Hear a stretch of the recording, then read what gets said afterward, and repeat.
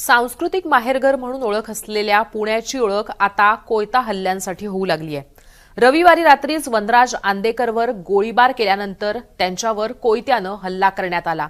नाना पेठेतल्या या घटनेनं पुणे हादरून गेलं आणि त्यानंतर अवघ्या काहीच तासात दुसरा धक्का पुण्यातल्या लोकांना बसला।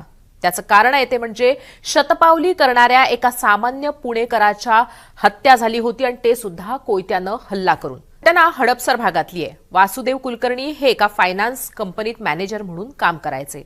हडपसर इथल्या उत्कर्षनगर इथं ते राहायचे। त्या दिवशी रात्री कुलकर्णी कुटुंबियांनी एकत्र जेवण केलं आणि त्यानंतर वासुदेव कुलकर्णी रात्री 10:30च्या सुमाराला शतपावली करण्यासाठी नेहमीप्रमाणे घराबाहेर पडले।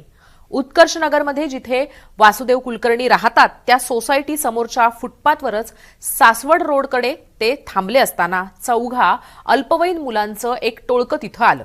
या मुलांनी वासुदेव यांच्याकडे मोबाईल हॉटस्पॉटची मागणी केली। वासुदेव यांनी त्यांना नकार दिला। शक्यतो आपण आपला हॉटस्पॉट अनोळखी व्यक्तीबरोबर शेअर करू नये असं सायबर तज्ञ सांगतात। कुलकर्णी यांनीही अगदी तसंच केलं। कुलकर्णी यांनी या अल्पवयीन मुलांना हॉटस्पॉट द्यायला नकारच दिला आणि त्यानंतर कुलकर्णीच्या या नकारानंतर तिघांनी कुलकर्णी यांच्याशी वाद घालायला सुरुवात केली। असं म्हणतात की ही मुलं त्यावेळेस दारू प्यायली होती। मिळालेल्या माहितीनुसार या मुलांची पार्श्वभूमी ही गुन्हेगारी प्रवृत्तीचीच आहे। कुलकर्णी आणि या मुलांमध्ये झालेल्या वादावेळी त्या अल्पवयीन मुलांनी कुलकर्णी यांच्यावर थेट कोयत्यानं वार केले। या मुलांनी केलेला हल्ला एवढा भयानक होता की त्यात वासुदेव कुलकर्णी यांचा चेहरा छिन्नविछिन्न झाला। वासुदेव कुलकर्णी या हल्ल्यानंतर तिथंच फुटपाथवरच रक्ताच्या थारोळ्यात पडले होते। तिथनं मग जाणाऱ्या येणाऱ्यापैकी एका व्यक्तीनं याबाबत पोलीस नियंत्रण कक्षाला माहिती दिली आणि त्यानंतर मग हडपसर पोलिसांनी घटनास्थळी धाव घेतली। रक्ताच्या थारोळ्यात पडलेल्या वासुदेव कुलकर्णी यांचा मोबाईल पोलिसांनी ताब्यात घेतला आणि त्यानंतर त्यांच्या कुटुंबियांना त्यांनी फोन केला आणि ही माहिती दिली। हल्ल्यात कुलकर्णी हे इतके गंभीर जखमी झाले होते की त्यांच्या शरीरातनं मोठ्या प्रमाणावर रक्तस्राव झाला होता। तसंच कुलकर्णी पोलीस पोहोचले त्यावेळेस तिथं हालचाल सुद्धा करत नव्हते अशी सुद्धा माहिती आहे। पोलिसांनी रक्ताच्या थारोळ्यात पडलेल्या कुलकर्णींना ताब्यात घेतलं आणि त्यानंतर दवाखान्यात भरती केलं, पण डॉक्टरांनी कुलकर्णी यांना त्यावेळेस मृत घोषित केलं। पोलिसांनी जागेचा पंचनामा केला आणि माहिती मिळवली, त्यातून आरोपींचा तपास सुरू केला। अवघ्या काही तासातच पोलिसांनी आरोपींच्या मुसक्या आवळल्या। हडपसर भागातल्या बंटर स्कूल परिसरातल्या वसाहतीत राहणाऱ्या 3 अल्पवयीन मुलांसह एकाला पोलिसांनी ताब्यात घेतलंय।